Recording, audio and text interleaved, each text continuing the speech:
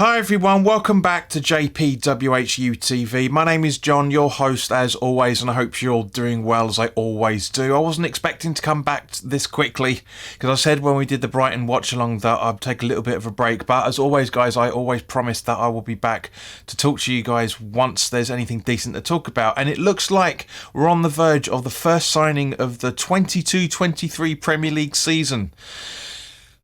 As always guys, this video is sponsored by the channel sponsor 3retro.com. Please click the link in the description below that will take you directly through to the West Ham section of their website, where you can purchase some really nice retro gear guys, along with polo shirts, sweatshirts and t-shirts, as you can see from the icon that's up here. Any purchases you make through the link in the description below, the commission that the channel would normally be getting, I'll be sending directly on to Iron Supporting Food Banks, the charity in the Newham area that are helping those in the Newham area and also the Essex County as well for that matter, to put food on their table. So guys, go grab yourself a very nice retro shirt and casual gear as well for that matter. You'll be saving yourself between 5 and 15 quid in comparison to the club shop, and you'll be helping those that are less fortunate than you and I. So this is the first transfer window, first transfer video I should say of the upcoming summer window, which opens in literally just a week and a half's time.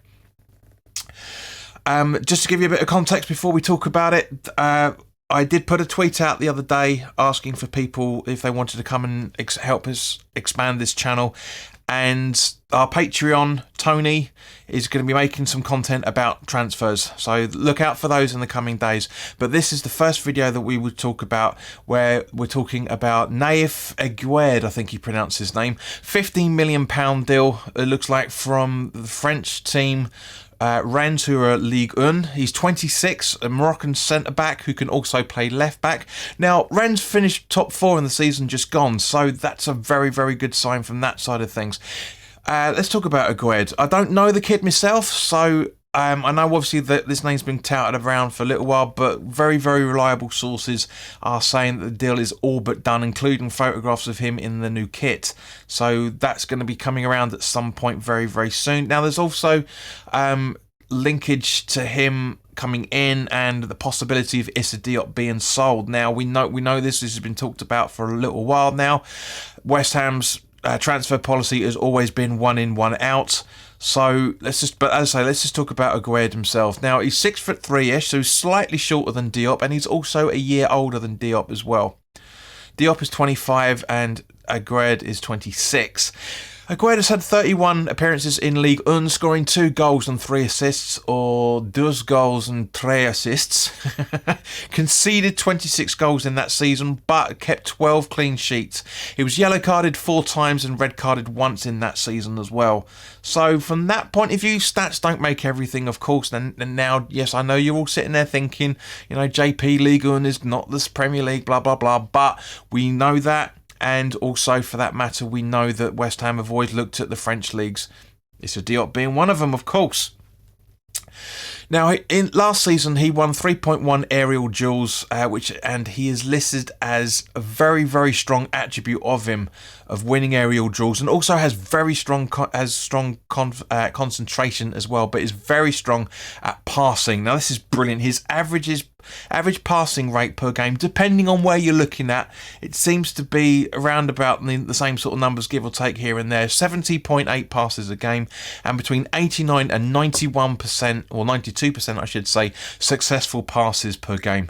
Unfortunately, this is the only thing that seems to let him down. He does 0.1 key passes per game, but again, this is on average, so that would imply that once every 10 games he does a key pass, which is not bad for a centre back, to be fair.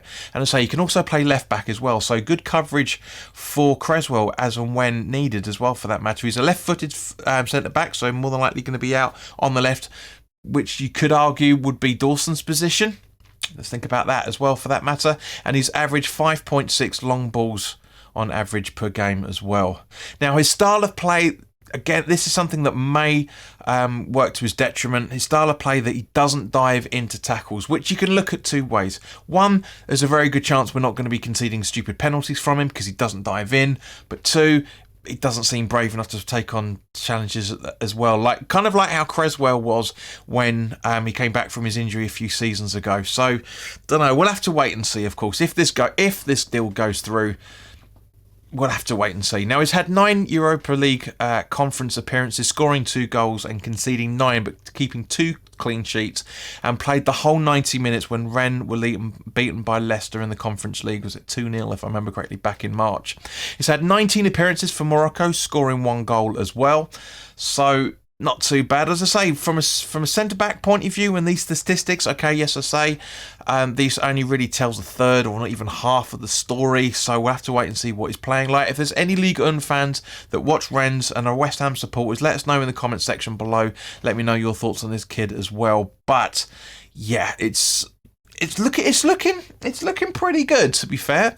You know, obviously, as I say, it looks like Diop is going to be going as a result of it, or he could be long-term cover for Dawson. Let me know your thoughts on this, what you're thinking, guys, because as I say, there's so many things you could apply to this if this deal is going through.